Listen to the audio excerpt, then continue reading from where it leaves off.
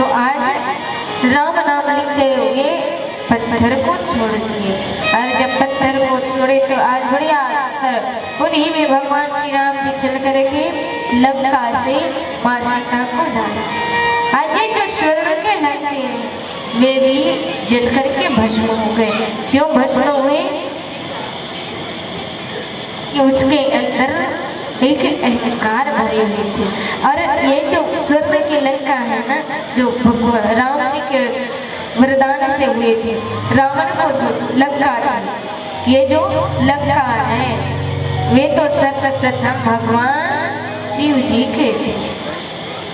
जब शिव जी बढ़िया अस्त्र कुबेर जी के साथ मित्रता की तो कुबेर बढ़िया सुंदर हमारे भगवान शिव जी को रहने के लिए स्वर्ण के महल को दे दी। इधर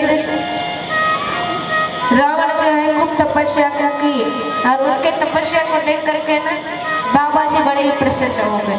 और जैसे ही बाबा जी प्रसन्न हुए तो फिर बाबा जब कहे कि आप मुझे ये स्वर्ण के महल को दे दीजिए तो बाबा बिना सोचे विचारे उनका दान कर दिया।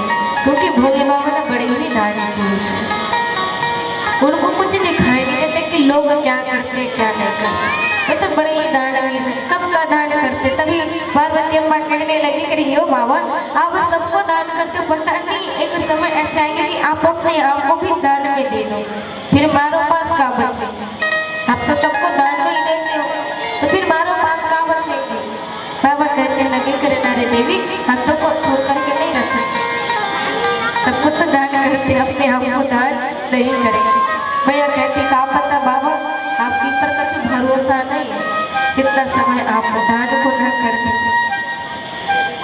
ऐसे ही क्या हुए थे एक बार कि ये जो बाबा है वे बड़े प्रसन्न हो गए। एक चोर, ये जो चोर है खूब चोरी करके अपना जीवन चला रहे, चोरी कर करके अपने घर गृहस्थी को चला रहे थे। एक बार क्या हो कि चोर को ना चोरी करने के लिए कोई घर ही दिखाई नहीं दिया। और जब घर दिखाई नहीं दिए तो चोर विचार करने लगे कि आज मैं चोरी नहीं किया और मैं अपने घर वालों को क्या दूँ, घर वालों को क्या दूँ। जब चोर ना चोरी कर लेते तो नहीं चोरी के सामान को बेचते, उससे कुछ पैसे आ जाते तो अपने घर वालों का लालन पोषण करते। वे काम का सोच करते थे लेकिन चोरी बड़े अच्छे से करते, बड़े अच्छे से चोरी के कार्य को करते। तो फिर इस चोर को ना गांव में कोई घर ही दिखाई दे कि मैं किसके घर जाऊँ किसके घर ना जाऊँ, इसके घर से तो मैं चुरा लिया, शांति के घर से तो चुरा लिया, सुशीला के घर से तो मैं ले ही लिया। मैं विचार को करने लगी, उसको कोई घर दिखाई नहीं। अरे जब घर नहीं दिखाई दिए तो इधर में विचार करते करते मंदिर में बैठ गए। और जब मंदिर में बैठे तो मंदिर में बैठते हुए विचार करने लगे कि ये भगवान आपको पता है आज मैं चोरी नहीं की। भगवान को ही कह रहे, भोले बाबा के मंदिर में बैठ करके भगवान को ही कह रहे कि यो बाबा आपको पता है आज मैं ना चोरी नहीं किया, और जब तक मैं चोरी नहीं किया हूँ तब तक घर कैसे जाऊँ, मेरे जो बाल बच्चे हैं वे देख रहे हैं और अभी तक तो मैं चोरी ही नहीं किया हूँ तो मैं कैसे घर को जाऊँ। मैं विचार करने लगे और जैसे विचार करने लगे तभी मैं मंदिर में बैठे बैठे विचार कर रहे थे, उतने में उसको मंदिर के ऊपर घंटी लगे दिखाई दी। और जैसे ही घंटी लगे दिखाई दी तो विचार करने लगे वाह बाबा आपने तो मेरी भाग्य ही बदल दिया। आज मैं चोर मंदिर में बैठे बैठे विचार कर रहे थे, उसी समय उसको घंटी दिखाई दी। और जब घंटी को देखे तो फिर घंटी को देख करके वे निकालने की कोशिश की। और जब घंटी को निकालने की कोशिश की तो वे बड़े आस्तर चढ़ कर निकालने लगे, हाथ में तो जा ही नहीं रहे, घंटी जो हाथ तक आ ही नहीं रहे, बार बार कोशिश कर रहे कि काश मैं इसको निकाल लेता और जब मैं इसको बेचता तो कुछ पैसे आ जाते, मेरे घर वाले को कुछ प्राप्त हो जाता। वे बैठ करके विचार कर रहे निकालने का भी कोशिश कर रहे लेकिन उसके जो हाथ है वहाँ तक नहीं जा पाए। और जब नहीं जा पाए तो ये चोर क्या के बड़े दिमाग लगा और दिमाग लगा करके चोर भगवान के ऊपर ही आपको क्या चाहिए, ऐसे आपको क्या चाहिए। तो कहने लगे कि लो बाबा मुझे कुछ ना चाहिए, आप ना मुझे एक घंटी को दे दीजिए, मैं एक चोर हूँ, आप इस घंटी को मुझे दे दीजिए ताकि मैं इसको बेच करके ना अपने बाल बच्चे के पेट को भर सकूं। बाबा कहने लगे कि अरे हम तुम्हारे भक्ति से तो बड़े ही तृप्त हैं, आपकी भक्ति से हमारे जो मन है ना बड़े ही तृप्त हो गए, इसलिए आपको चोरी करने की आवश्यकता नहीं है। हम आपको ऐसे धन दे रहे हैं ना जिसको आप प्राप्त करके बढ़िया सुंदर राजा को बन जाओगे। ये जो चोर है बड़े ही राजा को प्राप्त होंगे, इसलिए ये जो हमारे भोले बाबा वे तो बड़े ही सरल स्वभाव के, सरल हृदय के, इसलिए कहते आप भोले बाबा को जैसे भजोगे ना वैसे ही वे आपको देने लग जाते हैं। बड़े ही दयालु, इनके जैसे दयालु कोई और नहीं। हमारे कृष्ण जी भी इतने दयालु नहीं है जितना दयालु भोले बाबा है। तो बड़े ही दयालु, अपना सब कुछ सर्वत्र लुटाने में लगे रहते हैं, सबको लुटा देते। चोर भी बड़े ही प्रसन्न हो कि आज हमें यह प्राप्त हुई, ये हमें मिले हुए, वे विचार करने लगे। कहने लगे पार्वती पता चल रहा है ऐसा ही समय चले तो फिर अब और क्या नहीं हो। इधर बढ़िया सुंदर पुत्र बढ़ते और जैसे बढ़े तो आज इधर राम जी के यहाँ कार्य हुए, वहाँ लव कुशाय बढ़िया सुंदर गीत के द्वारा अपने पूरे जन्मों की कथा को बताना है। और जैसे बताए तो आज सीता मैया अग्नि परीक्षा देने के लिए धरती में प्रवेश हुए। धरती मैया की गोद में जाकर के, पृथ्वी मैया की गोद में जाकर के बैठ गई। प्रेम से बोलो थोड़ा और जोर से।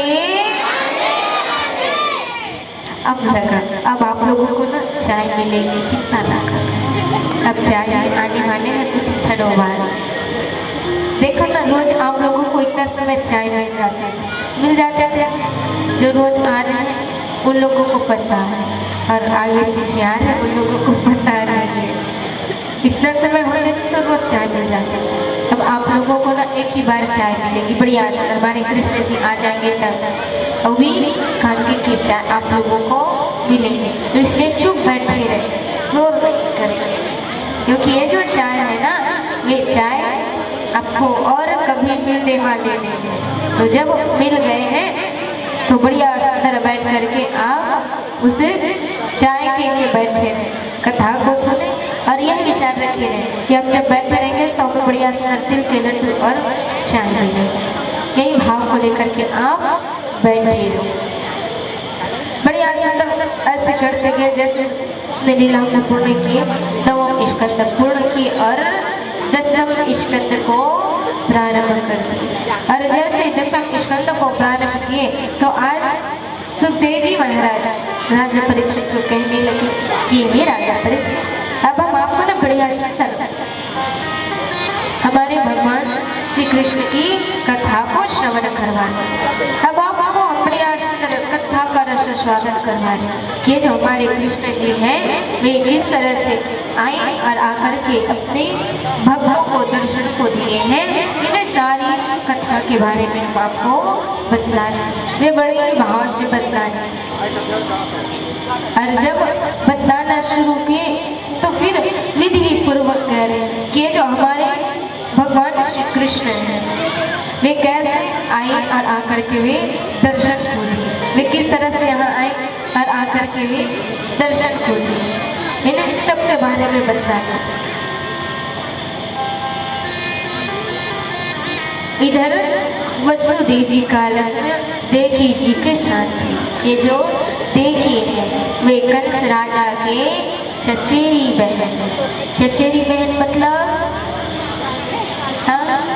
चचेरी बहन मतलब जी काकी की बेटी कहते हैं ना, लोगों को नहीं कहते तो आचार्य जी को कहते, जो फुसुर फासुर कर रहे हैं ना उसको। तो ये जो वसुदेव जी की लग्न जो है देवकी जी के साथ कर, ध्यान दीजिए से जा, वसुदेव और वासुदेव दोनों अलग अलग हैं। वसुदेव जी के पुत्र कौन है? वसुदेव जी के पुत्र कौन है जी? वासुदेव। तो इसके दोनों में अंतर ध्यान रखिए, ठीक है। तो फिर बढ़िए महाशय कहने लगे, आज ये जो वसुदेव जी उसका अलग देवी जी के शांत हो गए। और जब देवी जी के शांत हुए तो फिर कंस अपनी बहन को बढ़िया रथ में बैठा करके और जैसे बिदागरी को देना शुरू किए तो आज विदाई दे ही रहे थे, उसी समय बड़ी जोर से आकाशवाणी हुई। और जब आकाशवाणी हुई तो वे आकाशवाणी कहने लगी कि हे कंस, जिस बहन को आप इतने धूमधाम से बिदागरी को दे रहे हो ना, उसी के जो 8वें संतान होंगे वे आपके काल बने, वही आपके काल होंगे। इधर रथ में बैठाए हुए कंस अपनी बहन को रथ से घसीटते हुए जमीन पे पटक दिए, कहने लगे, नाई जड़ रहेंगे, नाई फल को आएंगे, हम इसको मार डालेंगे। वे मारने की बात को रख दिए। उसी समय जैसे ही देवकी को मारने की बात को रखे तो वसुदेव जी कंस के सामने हाथ जोड़ करके खड़े हो गए, कहने लगे कि ये कंस आप हमारे पत्नी को मारे, अभी तो हमारा विवाह हुए एक दिन नहीं हुए और आप इसको मारने की चेष्टा रख रहे हैं। आपको भय है ना कि जो हमारे संतान में आपके काल बनेंगे, तो हम एक काम करते हैं, हमारे जितने भी बालक आएंगे, जितने भी संतान आएंगे, वे सारे संतानों को हम आपके हाथों में दे देंगे। आप चिंता न करें, आप हमारे पत्नी को न मारें, कुम्हारदश बनाकर। इधर वसुदेव और देवकी को कंस कारागृह में ले जाकर के बंद कर दिया, शंकरों से बांध दिए। इधर बढ़िया समय बीतते गए और जैसे समय बीतते गए तो आज वे जो समय है बढ़िया सुंदर बीतते हुए गए, जैसे बीतते गए तो आज देवकी भी प्रथम गर्भ प्राप्त किए, प्रथम गर्भ प्राप्त किए। और जब प्रथम गर्भ प्राप्त किए तो बढ़िया सुंदर देवकी मैया के गर्भ से बालक आ गए। और जब बालक आए देवकी मैया के गर्भ से तो वे जो बालक बड़ी जोर से रुदन करता था।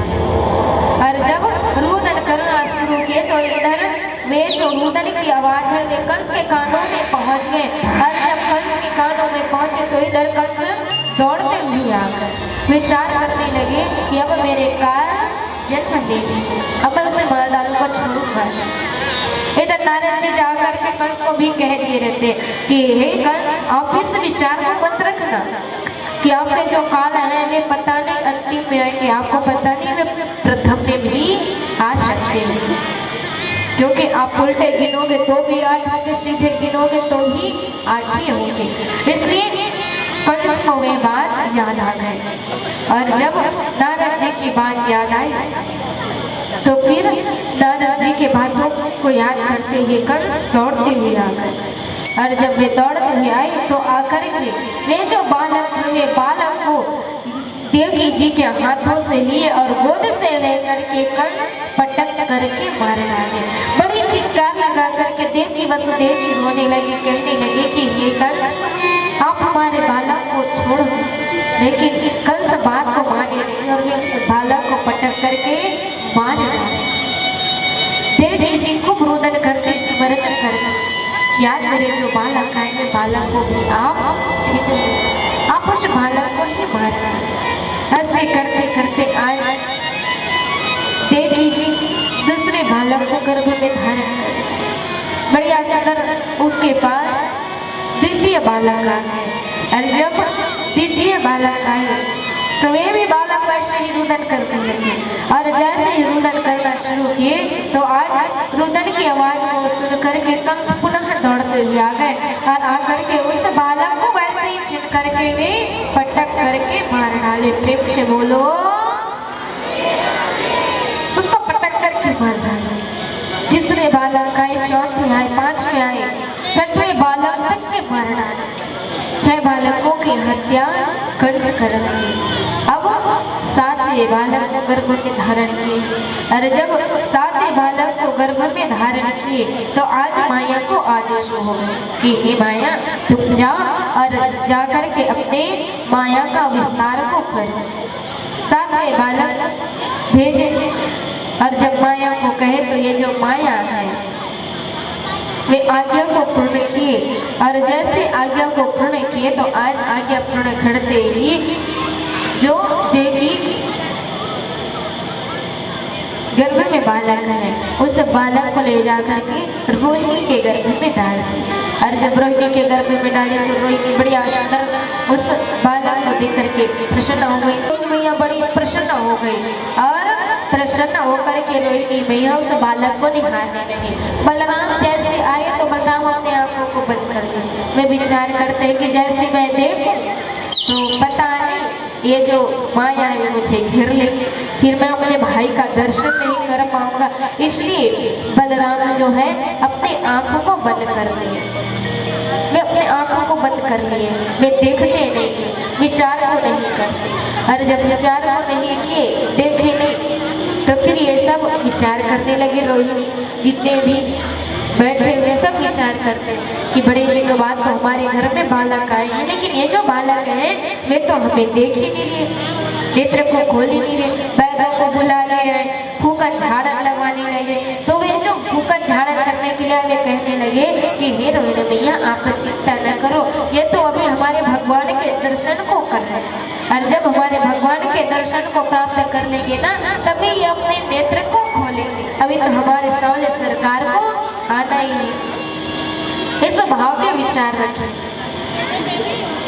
इधर बढ़िया आश्रम अब माँ देवी गर्भ स्तुति कर रहे हैं। जैसे ही स्तुति करना शुरू किए तो आज स्तुति करते हुए देखी मैया अब कितने गर्भ को प्राप्त कर रही है। देखी मैया कितने गर्भ को प्राप्त कर रही है जी, 8वां गर्भ को प्राप्त कर रहे हैं। और जब 8वां गर्भ को प्राप्त किए तो फिर बड़ी भाव से वे 8वें गर्भ में हमारे परमात्मा श्री कृष्ण चंद्रमा के बिहारी लाल जी विराजमान है।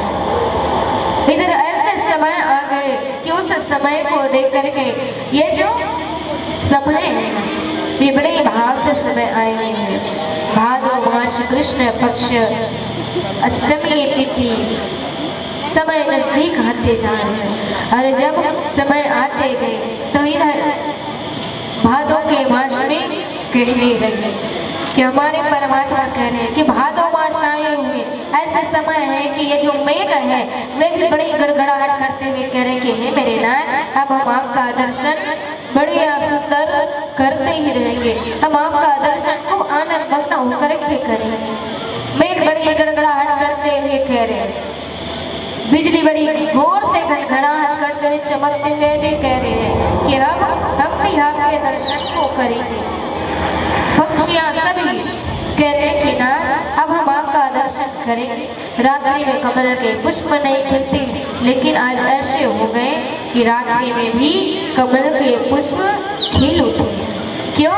क्योंकि अब हमारे भगवान आएंगे, परमात्मा आएंगे तो हम बड़ी आस्था उसके दर्शन को करेंगे। इस भाव को लेकर के वे जो कमल पुष्प है वे आनंद मग्न होकर के देख रहे, निहार रहे। किसको निहार रहे? किसके आने के तैयारी में ये सब लगे हुए हैं? किसके आने के तैयारी में लगे हुए हैं जी? हाँ, हमारे जगत पिता श्री कृष्ण चंद्र जी के आने की तैयारी में लगे हुए हैं। तो कितने लोग लगे हो? आप लोग लगे हो कि नहीं? बढ़िया सुंदर भगवान के नामों का स्मरण करते रहो और स्मरण करते हुए कहो कि हे मेरे नाथ अब आप भी जल्दी आओ और आकर के हमें दर्शन को दो। प्रेम से बोलो सत्यम परम त्रिसत्यम सत्यसयोनिहं निहितं च सत्ये सत्यस्य सत्यमृत्यनेत्रं सत्यवाकं त्वां शरणं प्रपन्ननामहं सत्यव्रतं सत्यं परं त्रिसत्यं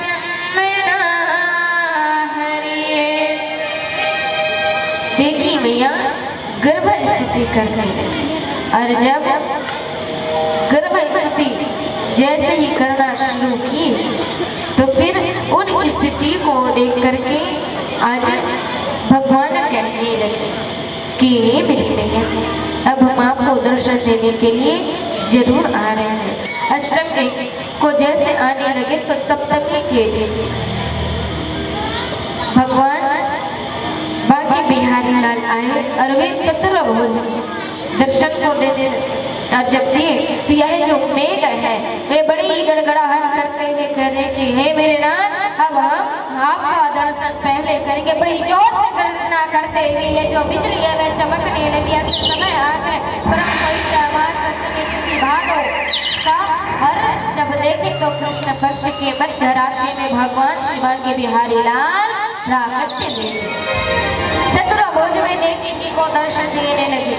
और जब चतुर्भुज में दर्शन दिए तो देखी मैया कहने लगी कि हे मेरे नाथ, मैं आपको इस रूप में नहीं देखना चाहती। मैं तो आपका दर्शन चतुर्भुज में करती रहती हूँ। अभी तो मेरा मन और हृदय कहते हैं कि हम आपको बाल अवस्था में दर्शन करें। इसलिए हे मेरे नाथ, आप एक काम कीजिए, अपने रूप को छोटे कीजिए और बढ़िया सुंदर आप हमें छोटे रूप में दर्शन को दीजिए। परमात्मा अपने स्वरूप को छोटे बनाइए और वे छोटे बना करके बढ़िया सुंदर देवी मैया के गोद में खेलने लगे। जैसे ही लाला रुदन करने लगते वसुदेव जी कहते रहे, वो छोरा रोना नहीं, अगर रोने लग जाए तो कंस को पता चल जाएगा, और जब कंस को पता चल जाएगा ना तो वे छोड़ेंगे नहीं। और तेरे को पता नहीं, अरे छोरा आज हमारे कितने संतानों को लेकर गोविंदा नमो नमः कर चुके हैं। परमात्मा विचार करते हैं, अरे ओ मेरे बाबू, आपको बताना का जरूरत ना, मेरे को सब पता है क्या हुए हैं क्या नहीं, ये तो सब मुझको पता है, आपको बताने की जरूरत नहीं। खूब ललाट लगे, और जब ललाट किए तो ऐसे ललाट करने लगे कि आज बालक के एक एक रूपों को निहारने लगे। वसुदेव जी बालक के नयन को देख रहे, हमारे परमात्मा के नयन को देख करके कह रहे हैं, इसके जो नयन है तो बड़े ही मृग के नयन के समान दिखाई दे रहे हैं। मृग के जो स्वरूप है वे तो बड़े ही हमें कोमल दिखाई दे रहे हैं। पैर को छूने लगे, और जब पैर को छुए तो कहने लगे कि इनके जो पैर है वे तो कमल के पखुड़ी के समान लग रहे हैं, बड़ी ही गदगद लग रहे हैं। एक एक रूपों को निहारने लगे, छोटे छोटे पवन, छोटे छोटे पैर, सारे रूपों को निहारने लगे। भक्त स्वरूपों को देख करके बड़े ही प्रसन्न हो गए। वसुदेव देखी भैया सारे अपने दुखों को भूल गए, और दुख को भूल करके ऐसे मग्न हो गए मेरे प्यारे कि वे अपने आप में समा नहीं पा रहे, इतने प्रसन्न हो रहे, अपने आप को वे बड़े ही गदगद कर रहे। और जब गदगद हुई तो फिर आज जो शंकर वसुदेव और देवी जी को लगे हुए थे वे शंकर खुल गए। और जब माया को आदेश हुए तो माया को जैसे आदेश हुए तो माया अपने चारों तरफ माया को फैला ली। जितने भी कंस के द्वारपाल हैं सारे द्वारपालों को निद्रा करके घेर लिया, सभी द्वारपालों को निद्रा आकर के घेर ली। और जब निद्रा आकर के घेरे तो ये सभी निद्रा को प्राप्त हो गए, क्या हो रहे हैं क्या नहीं, इन लोगों को किसी भी बात की बहाने नहीं हो, किसी भी प्रकार की बहाने नहीं है। अरे जब भान नहीं हुए तो फिर वसुदेव जी लाला को टोकरी में लिए वे आगे बढ़े।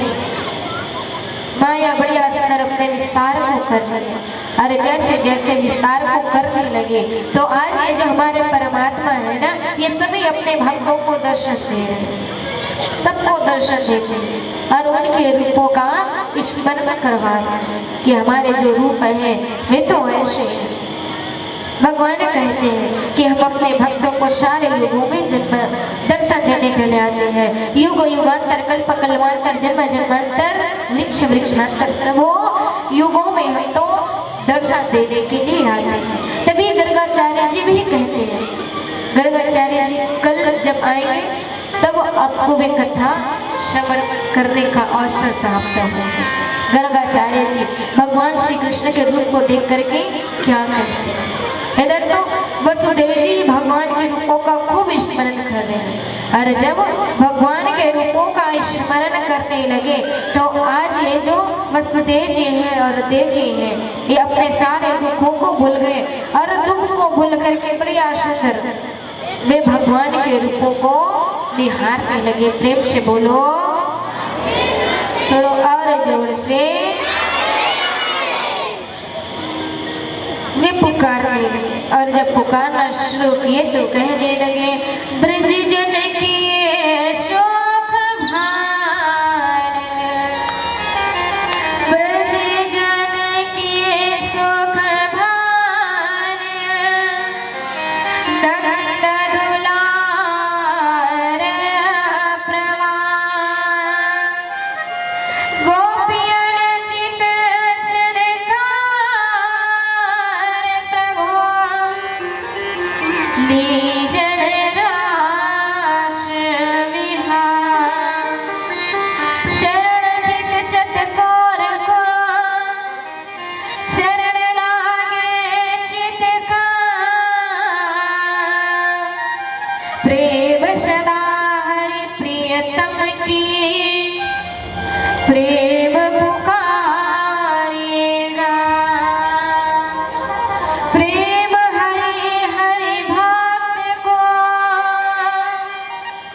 दर्शन दे प्रणाम, जुग जारिन जुग चरण चिन्ह को श्रीवंत हो कृपा निधान, बंदो चरण जुगराज को चरण चित चोर लागिए, प्रेम सदा हरि प्रियतम को निज करुणा सुख दास।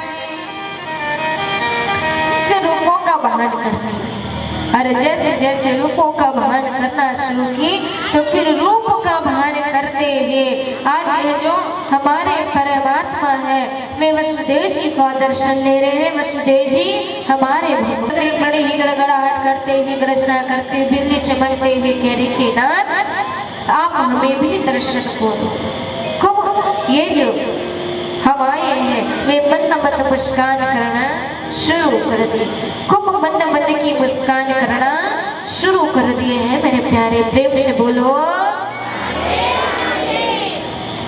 खूब मुस्कानियां भरना। और जब मंद मंद की मुस्कानियां भरना शुरू हुई है ना तो उसी समय कहने लगे कि हे हवाओं, हे लताओं, अब तो आप सभी को दर्शन देने के लिए आए और हम आपको दर्शन जरूर देंगे। खूब दर्शन को देने लगे, और जब दर्शन को देना शुरू किए तो आज दर्शन में ऐसे तन्मयत्त हो गए हैं कि वसुदेव जी लाला को टोकरी में लिए और वे धीरे धीरे विचार करते हुए जा रहे कि मैं इसको कैसे लेकर के जाऊं। बरसा बड़ी